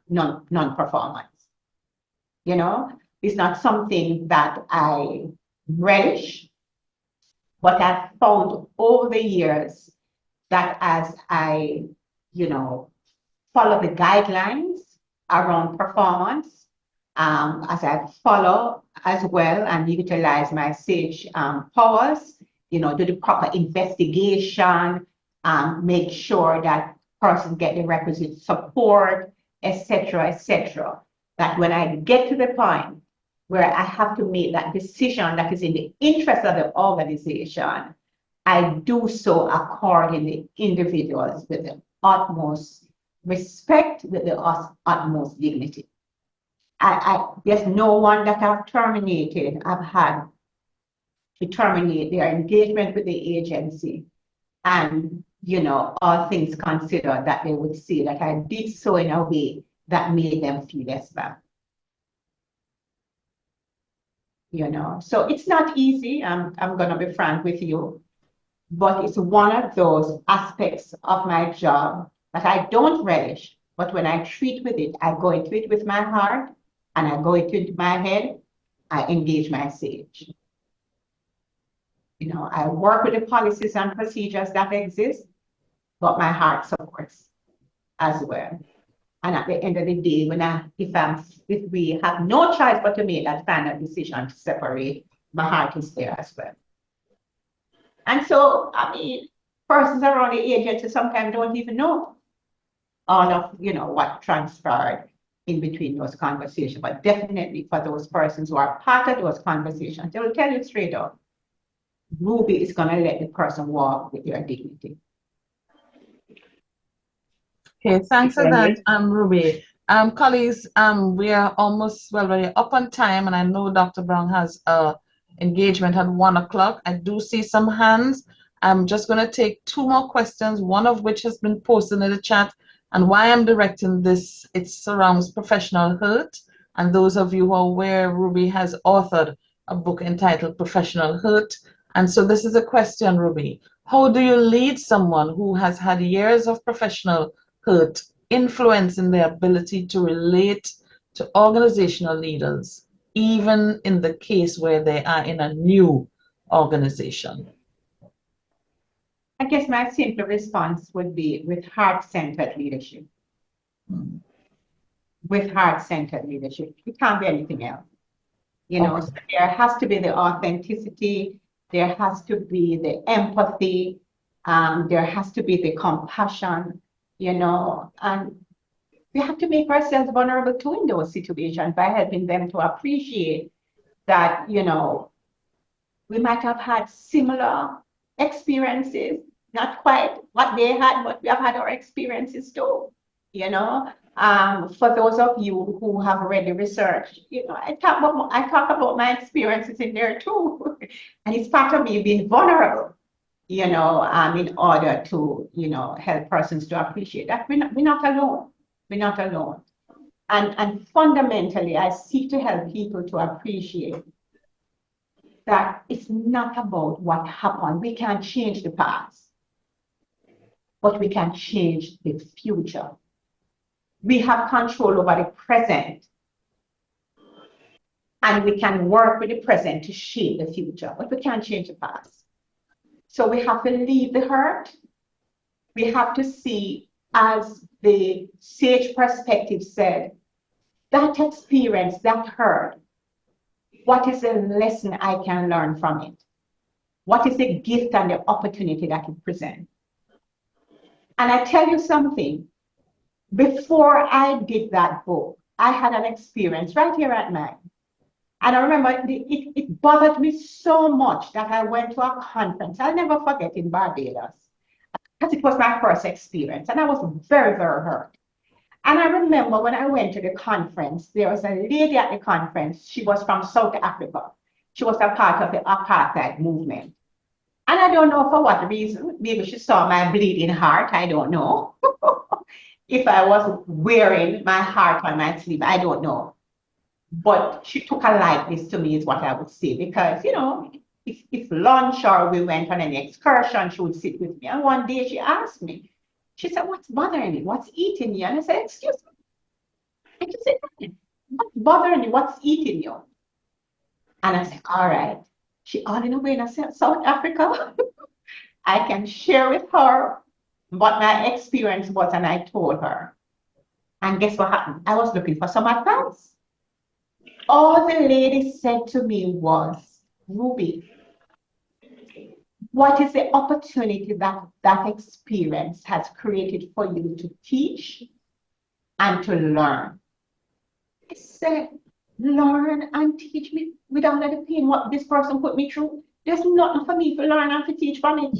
And she said, "Sit with it." She says, "Sit with it." And let me tell you something. After I humbled myself and I started to think about it deeply, just like the sage perspective, I started to see the opportunity, right? I started to see the gifts that was in the situation. Yes, I learned from it, and it's a platform from which I teach today. And so by the time I started to do I was exposed to the sage perspective, I could make the connection. And I could spend the whole day to tell you all of the learning and the teaching. But then you heard Georgia just express, I did a book on professional hurt.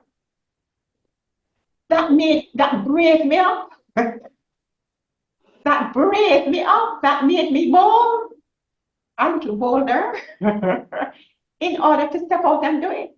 I remember when I was doing the book and I reached out to the book when I was doing it.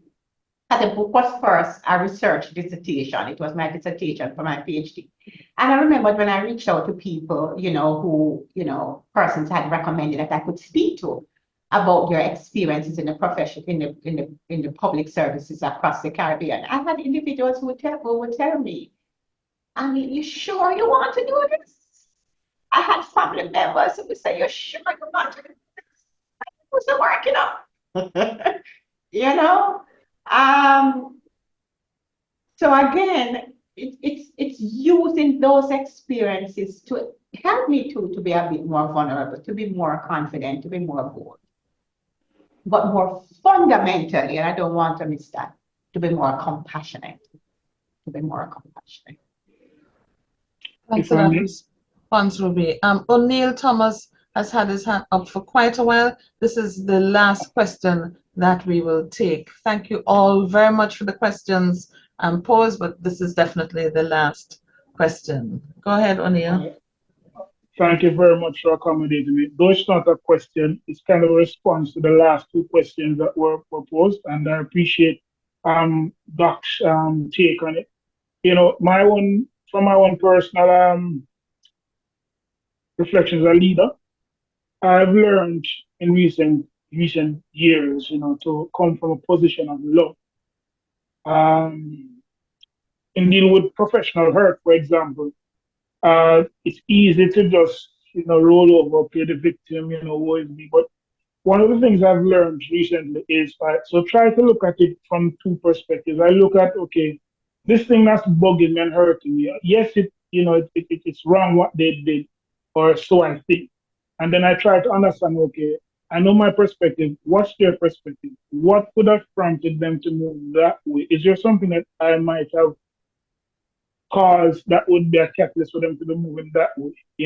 And once I try to understand, okay, their perspective as well as my perspective, it helps me in some ways to deal with this issue, this painful issue, a little better. And it actually, in some instances, has helped me to actually say, all right, maybe I actually was wrong, and, review my whole stance on things. But to the previous question, I believe also mindfulness is critical as a leader, as Doc was saying, and to help someone through those tough discussions, especially as it relates to separation and stuff, I tend to use reflection. I ask a lot of reflective questions. I ask them to kind of look back into their whole performance, the instances leading up to where we are, and ask them in some ways, to proffer alternatives, and at the end of the day, what I achieve is both of us coming to some kind of consensus that, okay, fine, there were some challenges. Yes, we did take some steps, it didn't work. And two things normally happen. One, they realize, okay, really and truly, probably this relationship is not the best for me. And so let me look outside to see if I can find a better relationship. And I generally try to facilitate that, help them to find a relationship that works for them, a professional relationship that works for them. Or the other thing that comes out of it is, okay, I realize and I see where I can do better. Can you give me a chance to do better? And at which point in time, we'll work out a commitment and an agreement. And we kind of become accountability partners in a sense to each other. And no, it might seem here, but again, it comes from mindfulness. It comes from a position of love. And like Doc was saying, helping the person to see, okay, what is this? What can I learn from it? What can I teach from it? Because sometimes when we transmit the knowledge we've gained, it also helps to cement that positive. All right. But big up to mind for this meeting as well. Right. And thank you very much, O'Neill, for that response. And indeed, embedded very clearly in your response are the sage powers. I could hear coming out the explore. I could hear coming out the navigate and the innovate and the empathy. The love. So let us keep the love going on. All right. And have it just envelop the leaders that we are and the leadership that we should have be reflected in our daily practice for the awesome individuals we have the wonderful privilege of supporting as their leaders. As they would say, my son would say, not my grandson, no flow. Okay. Thank you, Ruby. Over to you now, Andrew. All right. Thank you so much, Dr. Brown. I think this is such an interesting topic that we could go on, but we did ask for 2 hours of your time. And so we are coming to an end. Just asking for 5 more minutes and then we'll be done. All right. So Dr. Brown, I must express our appreciation for you sharing your expertise, your wisdom with us, as well as your experiences. And now that when we say our ABC, it now has new meaning, and it will help us definitely to remember this presentation on heart-centered leadership. All right, to all of you, we thank you so much for joining today's webinar. We appreciate your participation and hope that in the coming financial year that you will be with us for our 4 webinars, and we will definitely keep you informed of those dates. All right, so I just want to remind all of us that leadership development is an ongoing process. It is not an event. And so I want to remind you of our conference that is coming up in July, and the details are here, and you will get further information as time goes by. And just to encourage you as well to enroll in our leadership development interventions, whether customized or one of our scheduled programs. Thank you so much, and we look forward to learning with you. As we close, it is so important for us now to hear your feedback. And so I'm going to be pasting in chat the link to a survey and ask that you just press the link and that you complete the questions that are there. Please don't leave before you fill out complete the survey. We definitely want to hear from you. That's how, this helps us to improve. But thanks again so much for being with us this morning into the afternoon. Enjoy the rest of your day. Don't leave until you have completed the survey. Thanks as well to all those who assisted in making this webinar possible.